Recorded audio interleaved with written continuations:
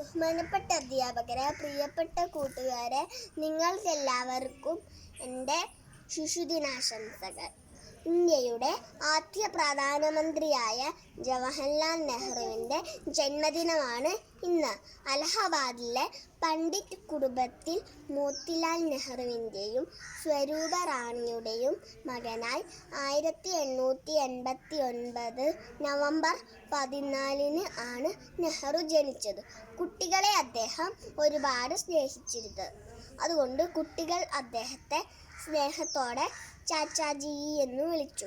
ഇന്നത്തെ കുട്ടികളാണ് നാളത്തെ ഇന്ത്യയെ രൂപപ്പെടുത്തുക. നമ്മൾ അവരെ വളർത്തുന്ന രീതിയാണ് ഇന്ത്യയുടെ ഭാവി നിർണ്ണയിക്കുന്നത് എന്ന് പറഞ്ഞത് ചാച്ചാജിയാണ്. കുട്ടികളുടെ പഠനത്തിൽ പ്രാധാന്യം നൽകിയിരുന്ന അദ്ദേഹം അവിടെ ഒരുപാട് സ്കൂളുകൾ നിർമ്മിച്ചിരുന്നു.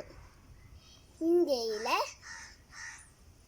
സ്വാതന്ത്ര്യ സമരത്തിലെ നേതാക്കന്മാരിൽ പ്രധാനിയായിരുന്നു ചാച്ചാജി. 1964 നെഹ്റുവിൻ്റെ മരണശേഷമാണ് നവംബർ 14 ശിശുദിനമായി ആഘോഷിച്ചു തുടങ്ങിയത്. കുട്ടികളെ ഒരുപാട് സ്നേഹിച്ചിരുന്ന ചാച്ചാജിയെ ഒന്നുകൂടി ഓർത്തുകൊണ്ട് എല്ലാവർക്കും എൻ്റെ ശിശുദിനം ആശംസിച്ചുകൊണ്ട് നിർത്തുന്നു. നന്ദി, നമസ്കാരം, ജയ് ഹിന്ദ്.